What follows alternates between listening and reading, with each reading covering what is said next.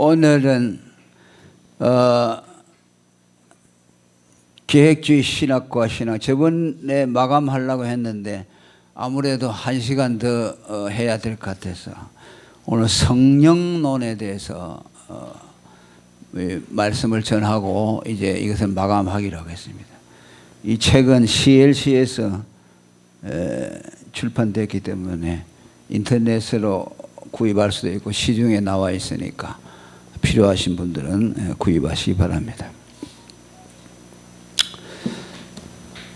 성령에 대해서 말씀을 할 때 가장 성도들이 관심이 많은 분야라고 할 수 있어요. 그리고 또 가장 그 견해가 많이 갈려지는 부분이기도 하고 상당히 혼란스러운 자기가 가지고 있는 신앙의 입장에 따라서 많이 의견이 갈라질 수 있는 그런 주제입니다. 그래서 다루기가 어떻게 보면 굉장히 어려워요. 그래서 최대한으로 성경에 말씀하는 그 말씀을 중심해서 또 우리 예수 믿는 사람들이 경험하는 성령의 현존적인 경험 이게 전부 다 어우러져야 돼요. 다만 사변적으로 성령론만을 논하게 되면은 너무 추상적인 개념이 되기 쉬워요. 그래서 성령께서는 삼위일체 하나님이신데 성부와 성자와 더불어서 조금 더 그 위격에 있어서 차이가 나지 않습니다. 뭐 성부 하나님이 좀 높고 그 다음에 성자 하나님은 좀 낮고 그 성령 하나님은 제일 밑에 가장 낮은 분이다 이렇게 생각하는 것은 잘못된 것이죠.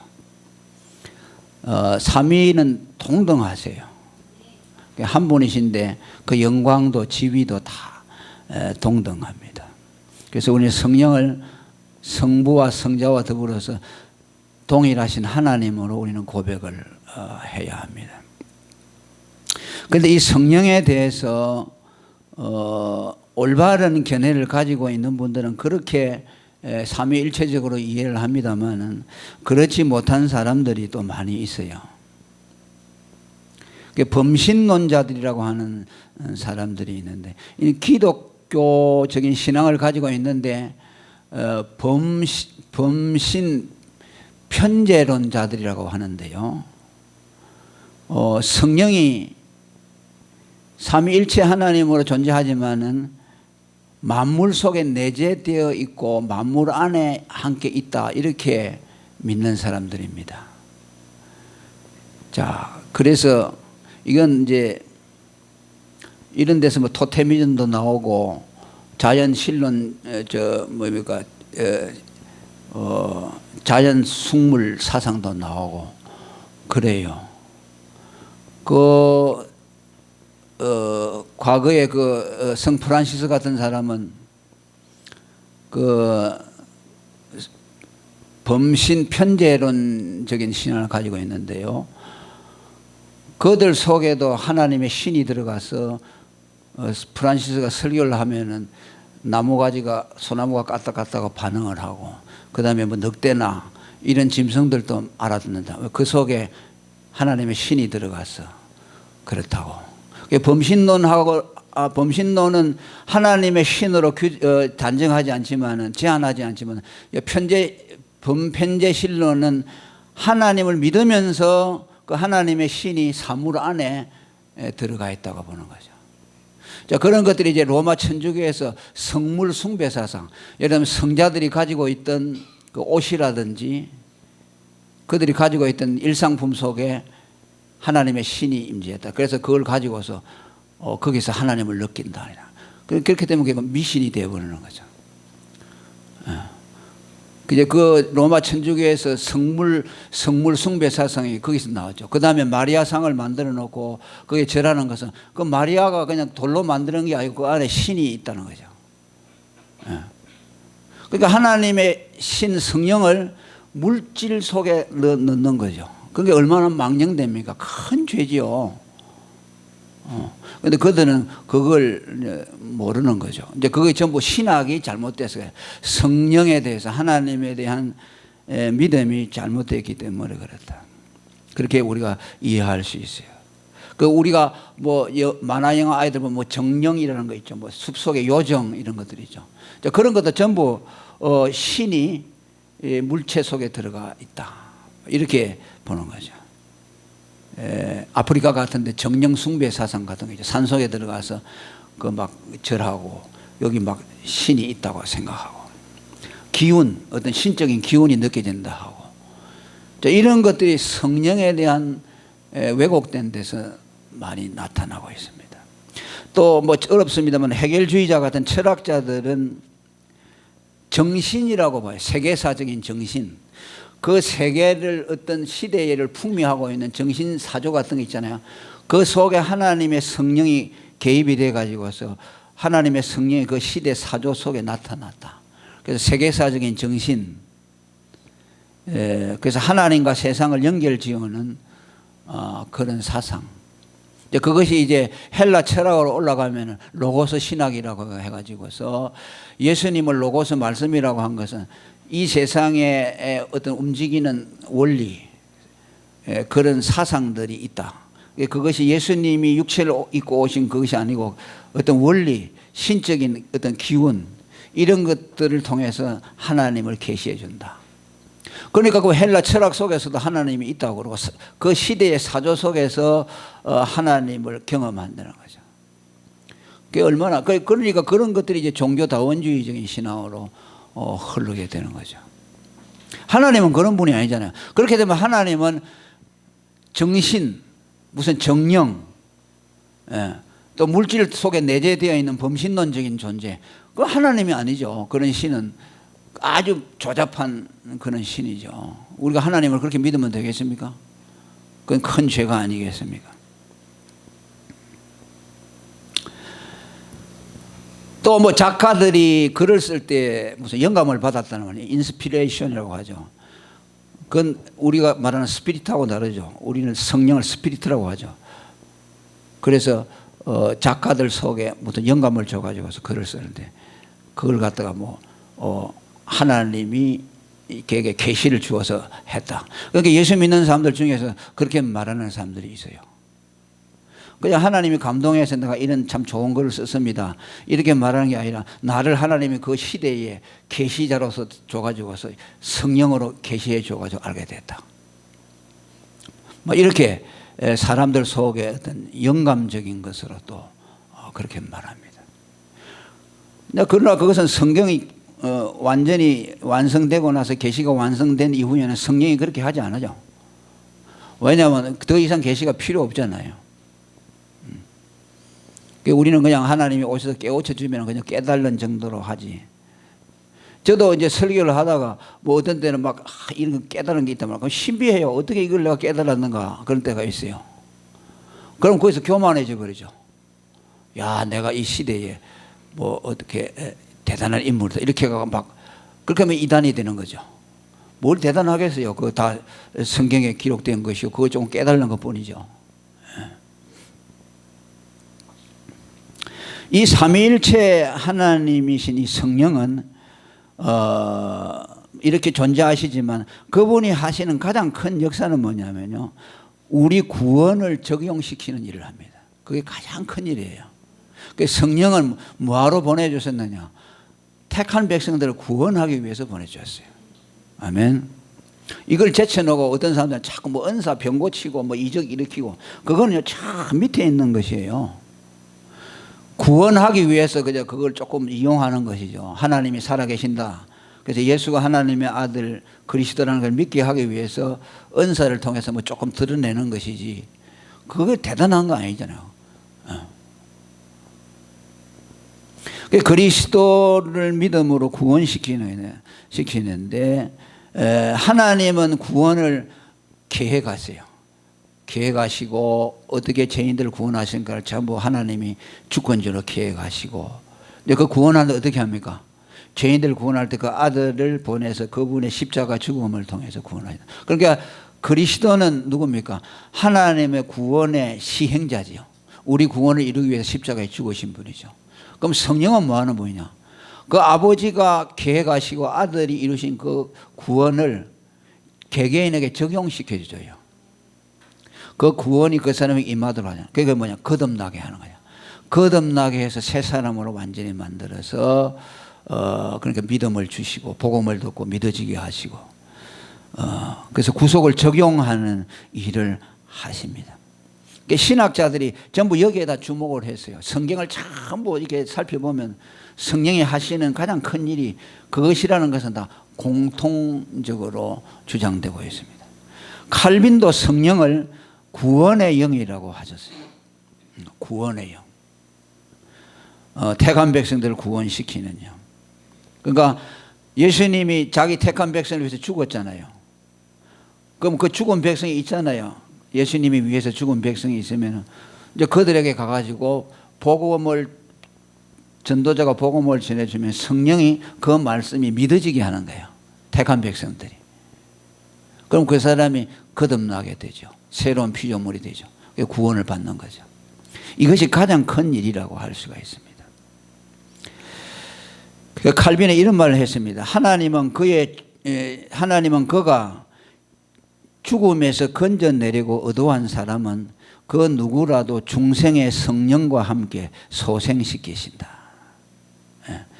구원하려고 하는 그 사람은 반드시 중생의 성령으로 그 죄 죽은 사람을 소생시킨다. 그렇게 말을 했습니다. 조나단 에드워즈도 같은 말을 했습니다. 아버지는 영원한 구원을 언약하셨고 또 이 일을 아들 그리스도에게 제안했다. 그리고 그 아들은 자신의 권리로 그것을 행사하는데 아버지가 시키신 그 구속을 이루시는 분이다. 아버지는 명령하는 수장의 직분자라면 아들은 그것을 이행하는 수행자다. 그리고 성령은 아버지와 아들의 계획에 대해서 공동의 사절과 완성자의 직분을 부여받았다. 구원을 이뤘는데 그걸 개개인에게 적용시킬 때는 성령이 하시는 거죠. 성령이 아니면은 그 구원을 아버지에게서 시작되고 아들이 성취하신 그 구원을 받을 사람이 없어요. 성령이 반드시 그 사람에 가서 거듭나게 하고 믿어지게 하심으로 구원을 이루는 거죠.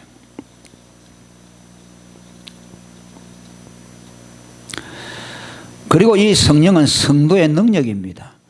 믿음을 갖게 하시고 성화를 이루어 가게 하시고 또 하나님을 섬길 수 있는 봉사의 능력을 주시는 분이 성령입니다. 빌립보 3장 3절에 보니까 성령으로 봉사하고라는 말이 있잖아요. 예수 믿는 사람이 봉사하는 것은 자기 힘으로 하는 것이 아니고 성령의 능력으로 봉사한다고 말합니다. 성령이 아니면 하나님을 섬길 수가 없죠.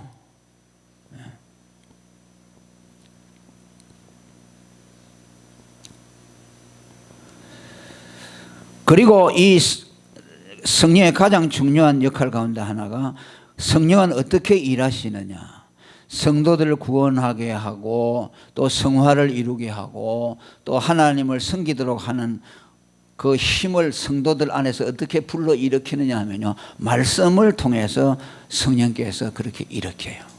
말씀 없이 안 해요. 어떤 사람들은 말씀이 없이 막 은혜 받았다고 해서 열심히 하잖아요. 그리고 하다가 나중에 지풀에 쓰러져 버려요. 그게 뭐냐면요. 말씀으로 한 것이 아니고 그냥 자기 나름대로 하다가 그냥 자기 에너지가 떨어져 버리잖아요. 그러면 더 이상 못하게 되는 거죠. 그냥 말씀에 기반해서 하면은 말씀이 계속해서 그 사람 안에서 역사해가지고 성령께서 그 말씀을 통해서 계속 그 사람에게 힘을 공급해줘요. 그래서 바울이 교인들을 향해서 뭐라고 했어요? 말씀께 부탁하노니라는 말씀이죠. 그죠?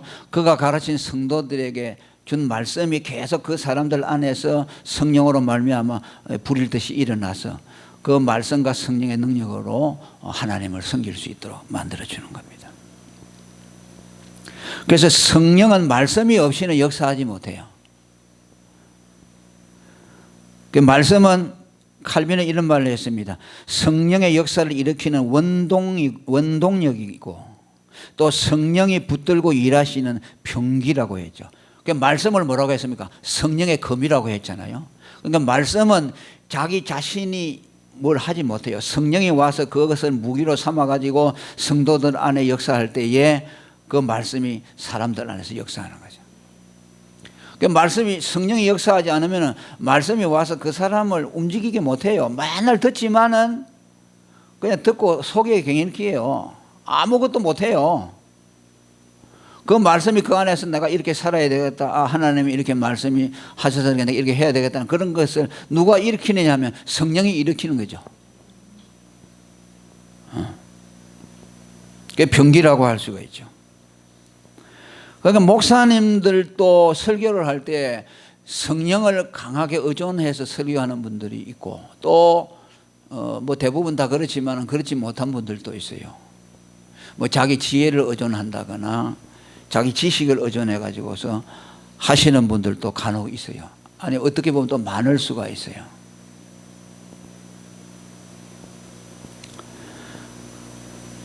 그러니까 그 말씀을 전하는 분이 성령을 의지하고 전하느냐 안 전하느냐 그건 이제 성도들이 알죠. 아, 우리 목사님이 지금 성령을 의지하고 말씀을 전하는구나. 칼빈은 설교할 때 그분은 설교를 충실하게 준비했는데 올라갈 때는 조그마한 메모지 하나 들고 올라가세요. 왜 그러냐면은 그 순간에 성령이 오셔서 자기를 사로잡아서 성령으로 말씀을 전하고 싶은 그런 성령 의존적인 마음이 강했어요. 감리교 이용도 목사라는 분도 그 신비주의자인데 그분은 설교 준비를 전혀 안 해요. 그 예배 시간에 한 30분 전, 1시간 전에 와가지고 강대상 밑에 가만히 엎드리고 있어요. 그래가지고 막 기도만 해요. 그래가지고 하나님이 그 어떤 말씀을 주면은 올라가서 설교하고 또 말씀이 안 떠오르잖아요. 그러면 오늘은 자유롭게 기도만 하고 헤어집시다. 이렇게 했다고 그래요. 그렇게 흉내내는 분들이 많아요. 설교 준비 하나도 안 하고 성령께서 그렇게 횡설수설하는 거죠. 한 소리 또 하고 아무 들을 내용도 없고 정말 성령이 충만해서 하는 분이 있고 근데 그거 뭐 흉내내는 사람이 있어요. 그런데 조나단 에드워드라는 분은요 성령이 충만한 분인데 설교를 전부 100% 다 꼼꼼하게 또 기록을 해요. 그때는 뭐 18세기니까 미국에서 그분은 그 하버드하고 이런 대학을 시초죠 세운 분인데 이분은 굉장히 철학 지식이 많고 대학자예요. 그분만큼 학식을 갖춘 분이 없다고 할 정도인데 예.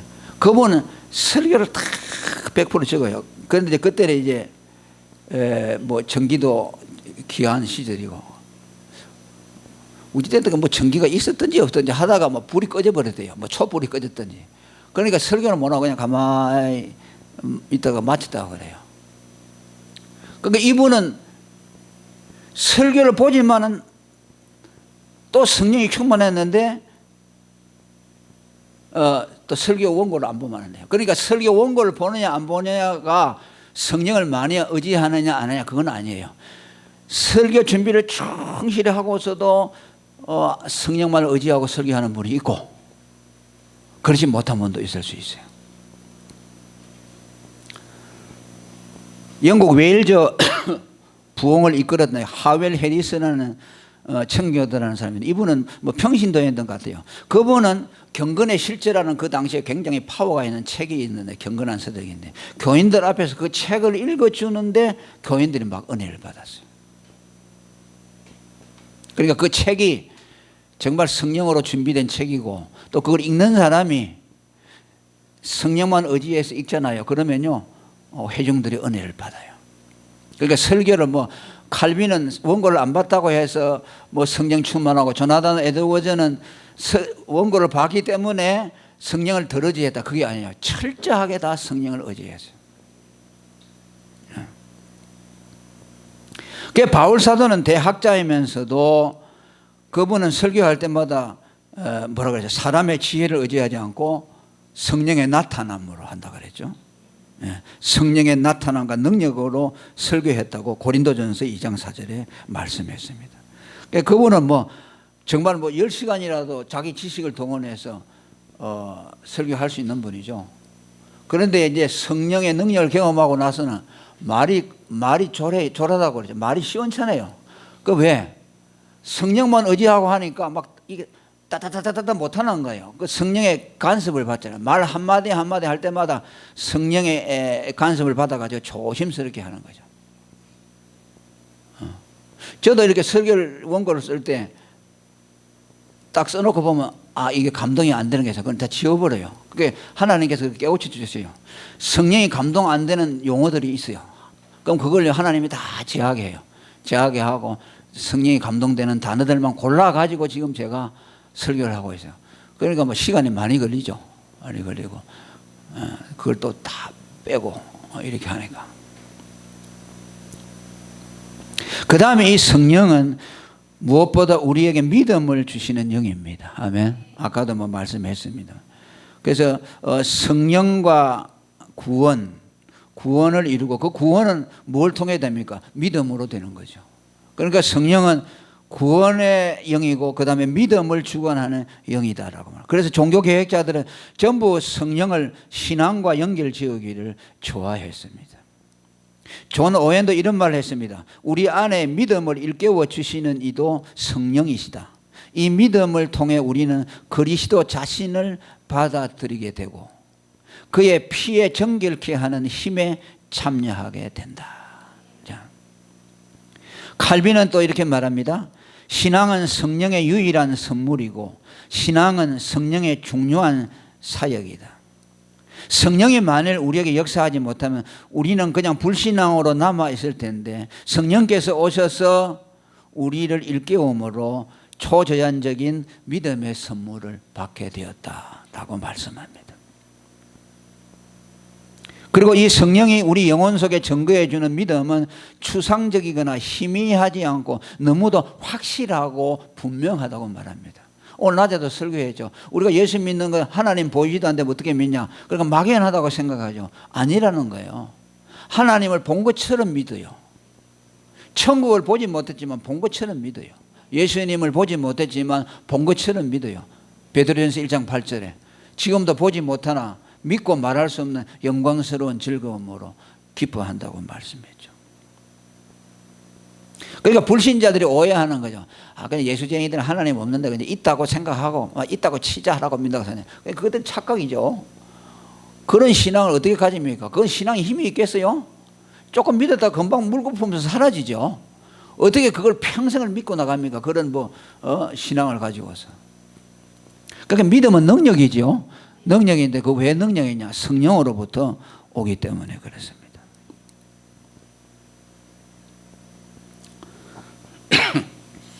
믿음은 성령의 영적 조명의 결과로 생겨나며 성령의 조명을 통해 마음을 밝혀 신령한 일들을 받아들일 수 있게 하며 하나님의 말씀이 증거하시는 그 일들의 객관적인 진실에 대해 마음에 깊은 인상을 끼치게 한다. 이러한 영적인 지식은 이성을 초월하는 것이며 이 지식은 간접적이거나 불안정한 소위 관념적인 지식이 아니며 현실적이고 견고한 지식이다 라고 말씀했죠. 그래서 예수님이 베드로를 보고 반석이라고 했고 그 신앙 고백을 보고 이 반석 위에 세운다 그랬잖아요. 그건 뭐냐면 베드로의 신앙 고백이요 반석처럼 견고하다는 거죠. 예수를 보고 당신은 하나님의 아들 그리스도라. 이거 뭐 추상적인 것이 아니고 성령의 그 영혼 속에 오셔서 깊이 감화를 주시니까 그 고백이 나와요. 반석처럼 견고한 신앙이에요.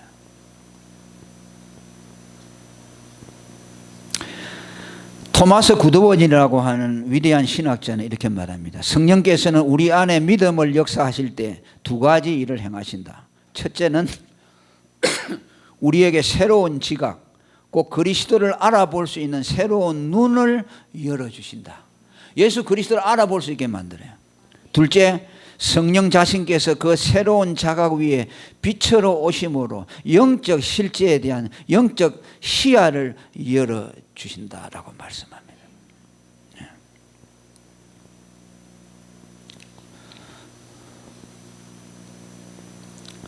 그리고 이 성령이 주시는 이 믿음은 우리 인간의 지정의에 영향을 미쳐서 우리의 믿음으로 하여금 온전하도록 만듭니다. 성령으로 주어지는 믿음은 영적인 것인 동시에 그 영적인 것이라는 것이 막연한 것이 아니라 우리 이성과 이성과 감정과 의지에 영향을 미쳐요. 그래서 그것을 깨달아지게 하고 받아들이게 하는 거죠. 예수가 하나님의 아들 그리스도라는 것을 믿어지고 깨달아지는 것은 영적인 지식인데 그것이 우리의 이성과 감정과 의지를 초월하는 동시에 또 내재적인 것이요. 그것이 같이 가요. 자, 여러분 성경을 못 읽으면은 믿음을 가질 수가 없죠. 또 설교를 글을 못 읽는다 하더라도 예수가 하나님의 아들 그리스도라는 것은 누가 가르쳐 주잖아요. 그럼 그건 뭘 가지고 듣습니까? 우리 이성을 가지고 듣죠, 그죠? 이성이 마비된 사람, 예를 들면 정신병자 같은 사람은 믿음을 가질 확률이 거의 없죠. 그러니까 하나님이 우리에게 그 구원의 지식을 줄 때 영적인 초월적인 영적인 것으로 주지만은 동시에 우리가 가지고 있는 이성과 감정과 의지와 함께 또 온다는 거죠. 그러니까 그걸 알아야 돼요. 초월적이며 내재적이다. 성령은 그렇게 역사를 한다는 거죠.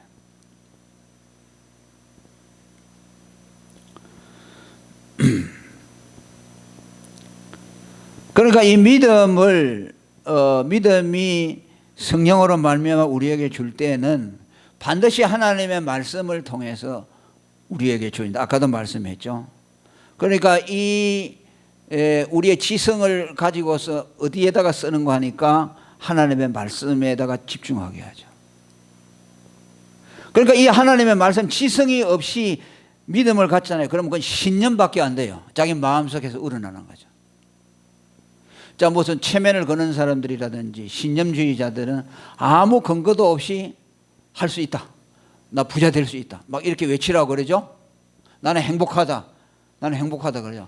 그러면 뭐예요? 자기 신념을 가지고서 자기를 자꾸 세뇌시키는 거죠. 그럼 근거가 없죠. 그러면 그거는 말씀이 없잖아요.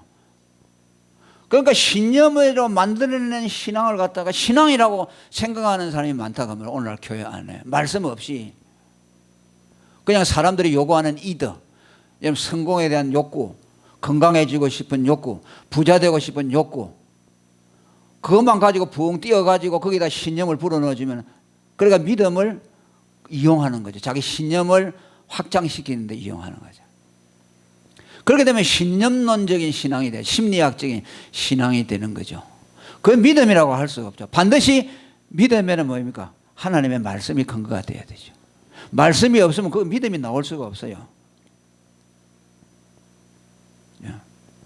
그러니까 하나님이 우리에게 성령으로 믿음을 넣어줄 때는 먼저 하나님의 말씀을 들려주시는 거죠. 그 말씀은 뭡니까? 복음이죠. 예수는 사람의 몸을 입고 오신 하나님의 아들인데 창세전에 우리를 구원하시고 그분의 아들로 삼으시기 위해서 그를 보내기로 작정하신, 창세전부터 죽으시기로 예비된 분. 그게 말씀의 지식이죠. 우리 신앙의 뿌리라고 할 수 있죠. 그러면 그걸 믿을 때 그 말씀을 듣잖아요. 그러면 성령이 와가지고서 그 사람에게 믿음을 주어서 그 사람을 구원시키는 거야. 그러니까 우리 지성이 정당하게 활동할 수 있는 그 지성의 재료를 줘야 돼. 그게 뭐냐면 하나님의 말씀, 복음. 복음을 안 들으면 안 되죠. 복음 없이 믿음을 생겨나면 그건 전부 비정상적인 믿음이 쉬워요. 비전을 넣어줘가지고서 비전을 넣어줘가지고서 믿음을 생긴다. 그 비전이 어디서 나오는데 비전이 뭐였는데 비전이 어디에 있어요? 우리 죄인들에게는 비전이 없어요. 비전은 하나님밖에 없어요. 하나님이고 구원이죠. 예수가 비전이고. 소망이라는 말 아닙니까? 하나님만의 소망이죠. 그래서 하나님을 소망으로 붙드는 것이 구원이에요. 구원의 목적이잖아요. 지난주에 설교했잖아요. 그래서 바울이요 이런 말을 했습니다. 사람의 지혜 위에 세워진 믿음이 있고 하나님의 능력 위에 세워진 믿음이 있다고 고린도전서 2장 4절에서 5절까지 말씀했죠. 그러니까 사람의 지혜 위에 세워진 믿음은 뭐냐면요, 복음 위에 세워진 믿음이 아니고 사람의 생각과 인간의 사상에서 세워진 것이고, 하나님의 능력 위에 세워진다는 뭡니까? 복음, 예수님의 십자가, 대속에 세워진 믿음. 그것만이 참된 믿음이고, 그 믿음을 통해 구원하시고 그 믿음을 통해 하나님을 만나게 하신다 하는 것을 우리에게 가르칩니다. 그 다음에 이 성령은 하나님 사랑을 계시하는 계시의 영이라고 할 수 있습니다. 성령이 하시는 가장 중요한 일 가운데 하나가 그리스도 안에 있는 하나님의 사랑을 깨닫게 하는 것입니다. 아멘. 이게 제일 큰 일이에요. 그러니까 성령은 복음을 증거하잖아요. 복음이 뭡니까? 예수 그리스도가 우리를 위해 죽으셨다. 그 예수가 우리를 위해 죽으셨다는 건 뭡니까? 하나님의 사랑이죠. 그러니까 그리스도를 증거하는 그것은 곧 하나님의 사랑을 증거하는 거다. 다 같은 말이에요. 그것을 성령이 증거하시는 거예요. 하나님은 사랑이시고 예수님은 누구냐? 하나님이 우리에게 사랑을 이루기 위해서 우리에게 오셔서 그 사랑을 이루어 주신 사랑의 실체죠. 예. 그리고 성령은 그 하나님의 사랑이 초자연적으로 성도 안에서 경험되게 하신다. 로마서 5장 5절에 성령으로 말미암아 하나님의 사랑이 우리 마음에 부어져서 하나님의 사랑에 대해서 눈이 뜨죠. 그죠? 그 사랑이 뭐냐? 그 아들을 우리를 위해서 십자가에 내주신다. 예. 그 사랑을 이룬 예수 그리스도, 그분이 자기 목숨을 내주신 것, 하나님이 그 아들을 내주신 것, 그것을 알게 해요. 성령께서. 뭐 성령이 와가지고서 뭐 미래 일을 알아맞히고 뭐 이런 거는 그건 뭐 그렇게 할 수도 있겠지만은 그건 근본이 아니죠.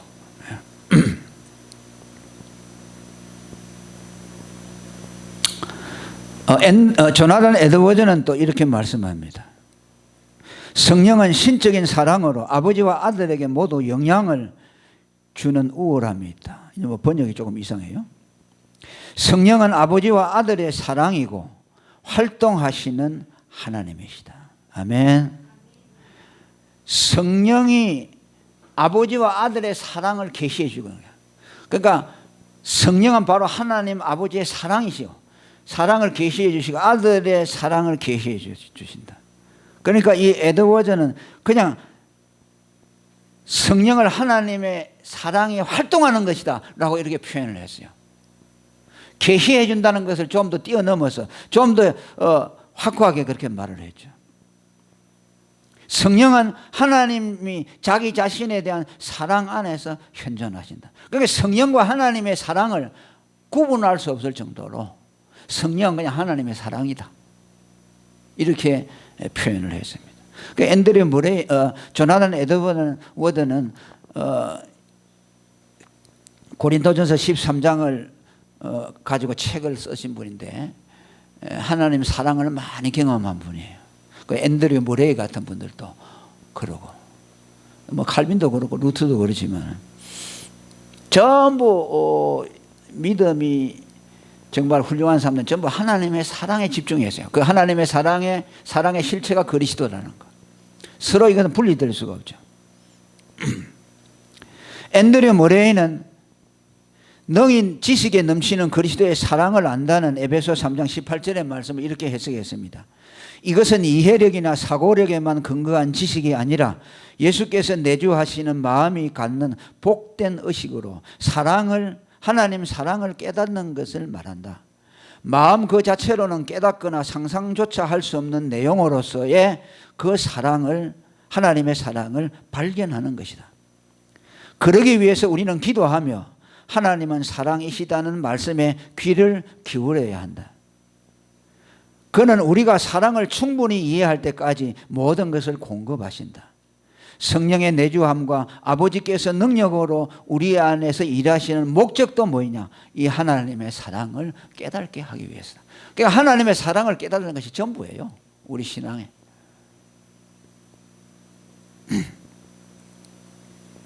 그리고 성령은 진리의 영이십니다. 진리라는 말은 거짓과 반대다는 말씀이죠. 이 말씀을 특별히 쓴 것은 뭐입니까? 성령은 어떤 사람에게 성령이 오셔서 그의 스승이 되어주시면 모든 거짓된 가르침과 이단에서 빠지지 않도록 보호해 주신다는 말씀이에요. 성령이 계시면요, 이단에 빠지지 못하더라고요. 뭔가 불편해요. 저도요, 그 이단에 빠질 그런 위험들이 여러 번 있었어요. 어렸을 때 청년기 때는 문선명이가 하는 통일교 그 처녀들을 앞세워 가지고서 미인계를 써가지고 길에서 막 전도했어요. 내가 그거 처녀한테 꼬여가지고 갔어요. 부흥회를 일주일 동안 참석했어요. 그 막 애교를 부리면서 가자고 하니까 그게 아니라 그냥 그 이쁜 아가씨가 이렇게 인도하니까 따라가서 한 번도 안 보지 일주일 동안 했는데 지금 기억이 나는 게 뭡니까? 선악과 얘기하는 거야. 그 뭐 따먹었다는 얘기, 이런 얘기를 하는 거야. 그 홀릴 뻔했죠. 그 다음에 또 한때는 내가 뭐 믿으려고 하는 거 아니지만 그 여호와의 증인들이 우리 집에 계속 왔어요. 와가지고 파수대를 내놓고 하는데 또 그것도 그렇고 또 엘리야 성교원이라고 뭐 거기는 내가 뭐 본래부터 그때는 내가 이제 전도사 시절이니까 그분이 너무 훌륭해가지고 그 엘리야 성교원 박명호라는 사람이 우리 집에 와서 나하고 하룻밤 자고 왔어요. 이단에 지금 대회 개수가 되어 있죠. 굉장해요. 그 우리 집에 다 오더만 물어보고 저보고 형님, 나보다 나이가 뭐 한 14살 많은데 그런데 내가 그래가지고 뭐 집회한다고 해서 저 산청에 가서 집회를 참석했는데 도무지 못 듣겠어요, 그 말을. 그런데 사람들은요, 전부 그 사람한테 반해가지고요. 그 사람은 잠바끄댕이 입고요, 설교할 때도요, 그냥 서가지고 이 사각깨짝 같은 거 이렇게 강당을 만들어 놓고 거기서 설교하는데 새벽에 4시 반에 시작해가지고 아침 10시까지 설교를 하는데요. 거기 사람들이 전부 적고 있어요. 그래 아주 꿀이 떨어지는 것처럼 이렇게 쳐다보고 있는데 도무지 잠이 와서 못 듣겠어요. 아니 저걸 왜 듣고 있느냐. 나중에 알고 보니까 이단의 대개수. 처음에는 안 그런 것 같은데 빠졌어요. 지금 뭐요? 박명호의 이름으로 기도합니다. 그래요. 하나님 보고. 천사였어요. 그 사람을 여러분 그 이단이라고 해가지고 그 사람 취재하러 연세대학교 신학과 학생이요. 그 사람한테 가가지고 그 사람의 인격에 반해버렸어요. 그래서 그 사람의 열렬한 지지자가 되어버렸어요. 그만하면 알겠죠. 얼마나 사람이 매력적인 사람인가. 정말 천사 같았어요.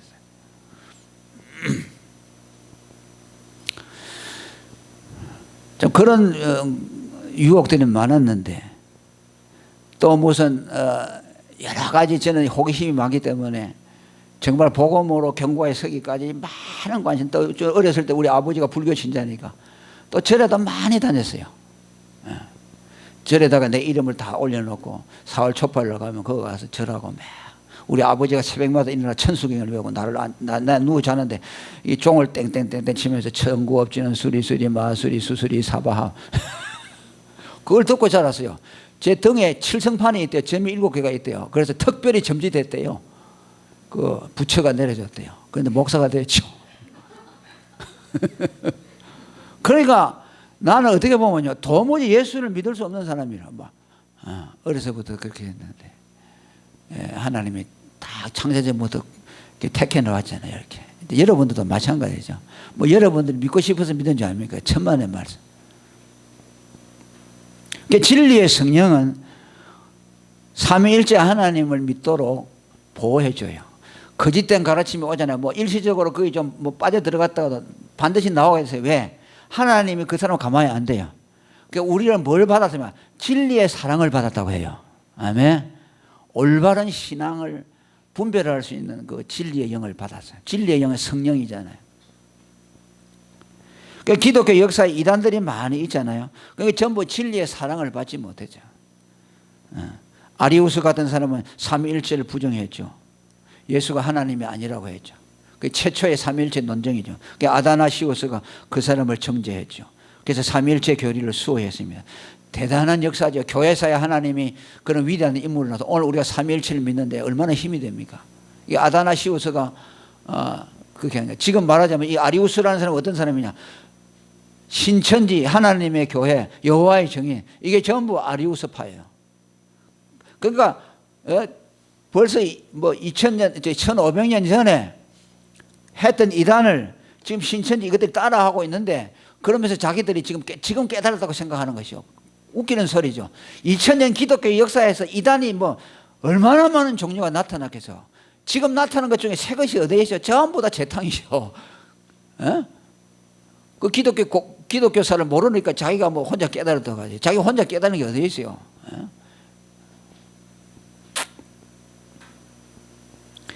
그 알미우스라는 건 지금 뭐 무지한 속죄니 뭐 이랄까. 구원은 뭐냐? 예수가 우리를 위해서 죽어 나왔다. 그러니까 딱 구원을 만들어 놓고 너희들 중에 누구든지 와서 예수 믿으면 된다. 그러니까 구원은 어디에 달렸느냐? 예수가 죽어준 그것도 있지만 자기가 선택한 데 달렸다. 그게 감리교입니다. 성결교, 순복음. 그런데 선택에 대해서 예정을 말하는 것은 장로교밖에 없어요. 저는 아주 골수 예정주의자입니다. 저는 이게 내 신앙의 예정론이 핵심이에요. 이게 제 굉장한 능력입니다. 이걸 말하자 예정론을 말하잖아요. 그러면 막 불이 나요, 막 제 속에서. 하나님의 사랑이 이렇게 깊은 것이구나. 그러니까 이런 시대마다 하나님이 종교 계획자들 일으키죠. 루트를 일으키시고 칼빈을 일으키고 그 이전에 어거스틴을 일으키고 그래서 교회들을 보호해 주시는 거죠. 그러니까 신학이 얼마나 필요한지 몰라요. 어떤 사람들은요 성령이 충만하면 신학이 없어야 된다고 말해요. 이건 잘못된 거죠. 신비주의자들이죠. 그러니까 신학이 없이 성령 충만하잖아요. 그러면 반드시 신비주의로 빠지거나 이단으로 빠질 가능성이 많아요. 아까 말한 이용도 같은 사람. 무신학적으로 되어버리면 그게 반드시 악령이 역사하게 됩니다. 아까 말한 조나단 에드워드 같은 사람은 세계적인 철학자입니다. 아주 형이상학적인 그런 철학자인데 그 사람은 성령이 충만해서요. 그러니까 공부를 많이 하면 성령이 충만 안 하고 좀 무식해야 성령이 충만하다. 이건 잘못된 것이죠. 로이드 존저 같은 목사님은 그 사람은 의사예요. 의사 출신입니다. 영국의 로이드 존저. 그분은 신학교를 안 가고 의사 생활을 하다가 청교도들 책을 혼자서 독학을 했어요. 수많은 책들을 보고 신학을 세웠어요. 그분이 얼마나 성령 충만한지 몰라요. 그 로이드 존저 같은 분은 정말로 귀해요. 그분에 대해서 지금 비난하는 사람들이 많아요. 그 왜 그런지 압니까? 성령을 몰라서 그래요. 그분은 성령의 현존적인 경험을 한 사람이에요. 머리만 가지고 성령을 이해하는 무슨 칼빈주의자가 아니고 그분은 칼빈주의자고 계획주의자인데 생생하게 경험을 했어요. 성령이 어떻게 현재적으로 지금 와서 임재하고 간섭하고 있는가. 그걸 모르는 사람들은 로이드 존저가 자기가 경험한 성령 체험 얘기하잖아요. 그러니까 그거에 대해서 막 이단이라고 하는 거예요. 근데 그걸 보면 우습죠.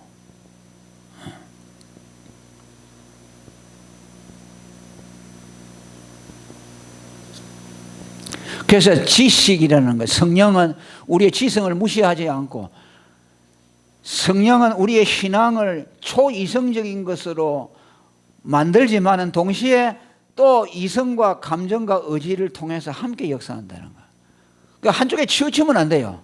너무 이성에 치우치버려도 안 되고 또 이성을 무시해서도 안 되고 언제나 성령과 성령 충만함과 또 아주 날카로운 이성을 가지고서 분별할 수 있는 그 능력. 그러니까 이것을 겸비한 사람들이 매우 드물어요 지금. 그러니까 김용옥 같은 사람은 공부는 많이 해서 머리는 좋은데 성령을 모르잖아요. 그러니까 예수님을 하나님으로 믿지 않죠. 왜 그런지 압니까? 성령이 없어서 그래요. 이유는 하나밖에. 그 사람이 성령을 만나면요 달라져요.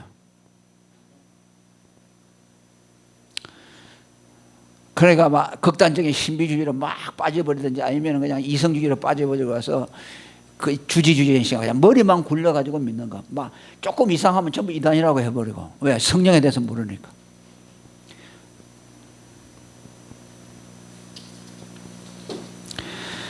그 다음에 마지막으로 하나만 더 말씀드리면 내주하시는 성령입니다. 이 성령은 우리에게 여러 가지 구원을 주시고 믿음을 주시고 또 하나님의 사랑을 계시해 주시고 우리 지정의에 영향을 미쳐서 온전한 신앙을 구비하도록 하는 동시에 바로 우리 안에 오셔서 내주하시는 분이라는 말씀이죠. 아멘. 이게 굉장한 놀라운 사실이죠. 그러니까 하나님을 경험하도록 만들어줘요. 그러니까 마리아의 몸에 예수님이 성령으로 잉태됐잖아요. 그것은 중요한 상징적인 의미가 있습니다. 성령으로 예수님이 마리아의 몸에 잉태됐지만은 그분은 하나님이잖아요. 그죠? 그러니까 천주교에서는 뭐라고 말합니까? 하나님이 인간의 몸에 어떻게 있으리냐. 그러니까 마리아는 보통 사람이 아니고 하나님의 어머니라고 해요.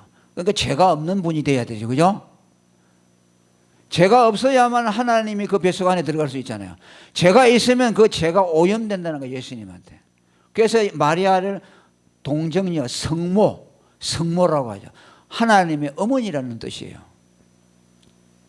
자, 여기에서 난센스가 생기는 거죠. 그럼 이것은 뭘 말하냐면요. 마리아는 죄인인데 어찌 그 몸 안에 하나님의 아들이 잉태되어서 그 죄인의 몸과 섞이지 않고 거룩함을 유지할 수가 있었느냐. 그것이 뭐냐면 오순절 성령 강림을 통해서 성령이 죄인의 몸속에 들어올 수 있다는 것을 예시해 주는 거예요. 그러니까 지금 성령이 우리 안에 내주한다는 것을 반대하는 사람이 있어요. 그 사람들 뭐 플라톤주의자들 이상한 철학을 하는 사람들 그런데 그건 뭐냐니까 육체는 다르기 때문에 성령이 어떻게 인간의 몸속에 들어오냐는 거죠. 그러니까 마리아의 무죄설을 주장하는 천주교하고 똑같죠. 그게 가능하다는 거죠. 우리는 죄인이잖아요. 죄인인데 하나님의 영이 들어올 수 있어요. 그런데 우리의 죄와에 오염되지 않아요. 그분은. 할렐루야. 우리가 막 성질 부리고 막 때로는 뭐 욕도 하고 막 이래 하잖아요. 그런데 뭐요? 그 안에 성령이 계시는데 아니 저는 죄의 동굴 같은데 소울 같은데 어떻게 성령이 계시냐는데 그 계신다는 거죠. 그냥 핍박을 받으면서 계시는 거예요. 어른들을 집에다가 모셔놓고 막 자식들이 싸우고 찌르고 먹고 아니 어른이 계시면은 좀 싸움도 들어야 되고 말도 좀 적게 해야 되잖아. 그런데 어른을 모셔다 놓고 안방 늙은이처럼 해놓고 맨날 싸우고 소리 지른다 그 말이야. 그 어른이 얼마나 불편하겠어요. 근데 떠날 수도 없어요. 그게 성령을 근심하게 하지 말라. 아멘. 그게 뭔 말이냐면 너희 안에 성령이 와 계시니까 성령 좀 괴롭히지 말라는 뜻이요. 괴롭히지 마라. 그런데 그 성령은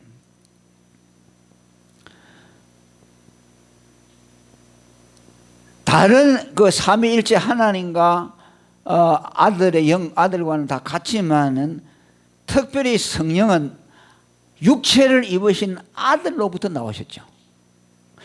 그래서 웨스트민스터 신앙고에서 보면 아버지와 아들로부터 영원히 나오신다고 했는데 그러니까 구약 시대는 아버지로부터 나온 성령만 계셨죠. 예수님이 안 왔기 때문에. 그런데 신약 시대는 예수님이 이 세상에 오셔서 우리 구속을 성취하시고 성천하신 이후에 50일 만에 오순절 날에 예수님을 대신해서 성령이 왔잖아요. 그 성령은 뭐냐면 육체를 가지신 하나님의 아들로부터 나오시는 성령이에요. 그러니까 아버지로부터 나오시는 성령은 구약 시대만 계셨고 아들로부터 나오시는 성령은 신약 이후에 오셨잖아요. 그러니까 성령은 아버지로부터 나오시고 아들로부터도 나오신다. 그러니까 그 아들로부터 나오시는 성령이니까 육체를 가지신 인간 예수로부터 나온 성령이니까 육체 안에 들어올 수가 있다는 것이요. 아시겠어요? 구약의 아버지로부터 나오신 성령은 육체 안에 들어올 수가 없어요. 그분은 아버지, 육체를 갖지 않은 아버지로부터 나오신 성령이잖아요. 그런데 이제 신약 시대의 오순절 이후에 육체를 가지신 아들로부터 나오신 그 성령은 육체를 가진 아들의 육체 안에 계셨던 영이니까 우리 안에 오실 수가 있는 것이죠. 예수님도 사람이잖아요, 그죠? 예수님도 사람이고 우리도 사람이잖아요. 그러니까 사람 안에 계신 영이 우리 안에 오시는 거죠. 그래서 우리를 뭐라고 하죠? 성령이 거하는 성전이라고 말하는 것이죠. 그러니까 성령이 오순절 강림하지 않았다면 어떻게 됐을까요? 하나님의 성령이, 하나님이 우리 안에 오실 수가 없죠. 그러니까 성령은 하나님의 영이, 성부 성자의 영이 우리 안에 오신 거죠. 아버지와 아들은 엄격히 말하면 하늘에 계시죠. 하늘에 계세요. 예수님은 하나님 보좌 우편에 계시고. 그런데 그분이 그 성부와 성자가 우리 안에 오실 수가 없어요. 그러니까 성부와 성자가 우리 안에 오시려면 성령으로만 오시는 거예요. 그래서 성령이 와 계시는데 그분이 우리 안에서 아버지를 계시해 주세요. 아들을 계시해 주세요. 그러니까 성령이 계신다고도 하고 아버지가 계신다고도 하고 예수님이 계신다고도 하는 거죠. 그렇죠? 그렇잖아요. 예수님이 우리와 계신다. 하나님이 너와 같이 계신다. 성령이 너와 같이 계신다. 다 같은 말이에요. 왜? 원칙적으로는 성령이 계시는데 그 성령은 아버지와 아들의 영이니까 성령이 계실 때 아버지와 아들도 계시는 것이죠. 그러니까 우리 안에 삼위일체 하나님이 계시는 거죠. 그래서 우리 안에 내주에 계신다. 그러니까 구약의 성전은 벽돌로 지어졌잖아요, 그죠? 그렇기 때문에 벽돌로 지어지고 그 지성소 안에 법궤 위에 피가 뿌려진 곳에 하나님의 영이 임했잖아요. 임했는데 그 성전에 임했지만은 성전과 하나님의 영은 교류할 수가 없죠. 연합할 수가 없죠, 그죠? 그건 뭐냐, 물체니까 연합할 수가 없어요. 그냥 건물이죠. 그런데 성전이죠. 그런데 오늘 우리 보고 성전이라고 했잖아요. 그럼 우리 몸은 뭐예요? 벽돌이 아니죠. 인격이죠, 그죠? 그러니까 성령이 우리 안에 오시는데 우리에게서 죄가 오염이 되지 않으면서도 연합이 되는 거죠. 또 그 신비죠. 우리 죄가 섞이지 않는데 연합되는 거죠. 연합되면서 서로 교통하는 것이죠. 하나가 되죠. 예수 그리스도가 하나 되고 하나님과 하나 되어지고 또 그분과 교통하고. 구약 성전의 개념을 가지고 있으면서 구약 성전과는 달리 우리는 하나님과 연합되어지고 또 그분과 우리는 서로 교통할 수 있다. 그러니까 구약의 성전 개념보다 훨씬 탁월한 개념이라고 할 수 있죠.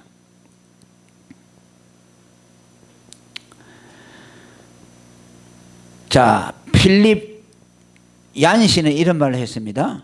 하나님의 독생자가 하나의 육신에 거하시려고 세상에 오셨습니다. 그러니까 하나님의 독생자가 육체가 없죠. 육체가 없는데 이 세상에 하나님이 그를 위해서 육신을 예비해 가지고 한 육체에 들어오시려고 하나님의 독생자가 세상에 왔다. 그렇고 뭐라고 하냐, 이제 이 땅을 떠나시고 아버지께로 돌아가십니다.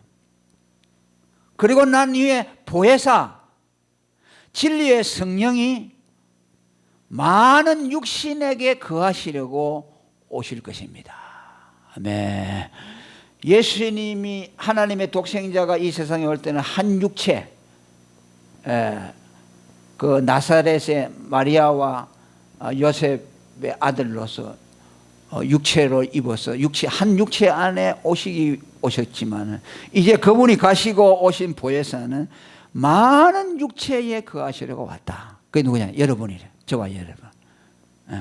예수님 한 분에게 계셨던 그 성령이 이제는 많은 육체들 안에 와서 들어와 계신다. 아멘. 그게 성령이시라는 거죠. 신기하죠, 그죠? 참 가슴이 뛰는 사실이죠. 또 이렇게 말합니다. 하나님이 성도를 성전 삼아 거하시는 것은 콘크리트 건물 안에 거주자가 벽돌과 연합할 수 없는 것과는 달리 인간과 연합하시고 교류하십니다. 그리고 계속 말합니다. 하나님의 아들이 세상에 온 것은 그가 아버지와 더불어 가지고 있는 거룩한 생명을 사람의 생명과 결합시킴으로 하나님의 생명이 피조물의 생명 속에 심어지는 것을 보증하기 위해서입니다. 아멘. 그 예수 믿는 사람 속에 성령이 오셔서 아버지의 생명, 무한한 영생, 아들의 생명을 우리와 연합시켜 주시는.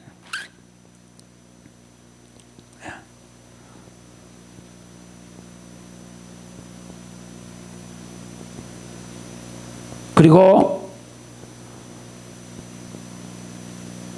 이것은 체험적으로 우리에게 알려집니다.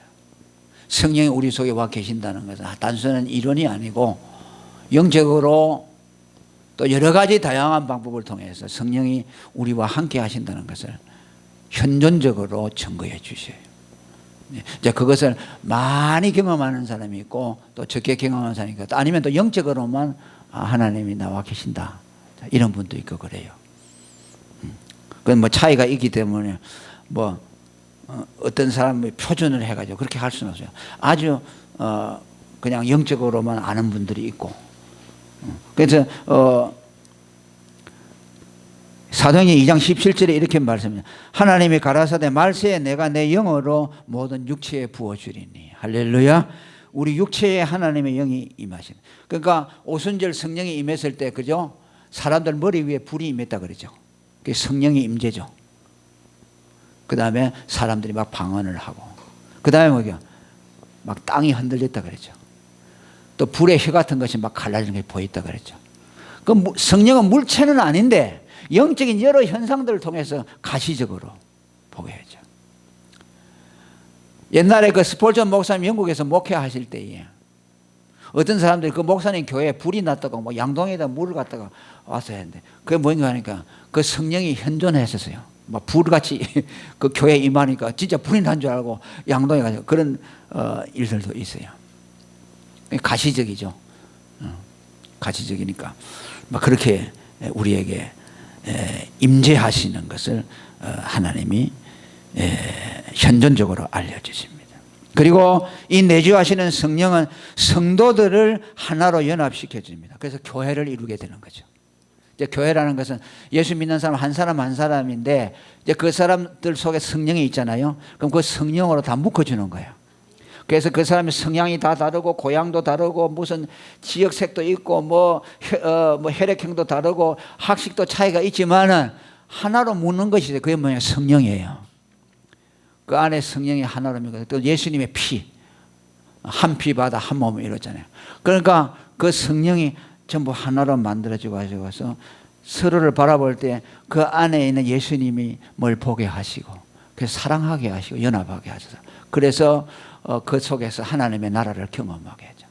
그래서 예수님이 하나님의 나라는 여기 있다 저기 있다 보이게 임하는 것이 아니고 너희 안에 있다는 말은 뭘 말하냐면 교회를 말하는 것입니다. 성도들이 성령으로 연합된 그 속에 하나님의 성령이 충만하게 임재하는 것을 통해서 하나님 나라를 경험하게 하는 것이죠. 그러니까 오늘 또 우리가 예배 드리면서 하나님 나라를 경험하잖아요. 예. 주일날에도 제가 설교할 때 복음이 선포되고 여러분들이 그 복음을 듣는 중에 성령의 임재를 경험하니까 그게 하나님의 나라죠. 천국을 경험하잖아요. 자, 그래서 우리 교회가 결국은 성령이 현현하는 가장 중요한 곳이다. 그래서 교회를 중요시 여기고 내 혼자 예수 믿는 것도 뭐 좋지만 언제나 내 안에 있는 성령의 연합해서 그리스도의 복음을 놓고 이렇게 하나님이 강력하게 현존하시는 이 현장에서 예배를 드리는 것이 얼마나 중요한가 하는 것을 말씀드렸습니다. 오늘 여기까지 하겠습니다. 기도합니다. 하나님 감사합니다.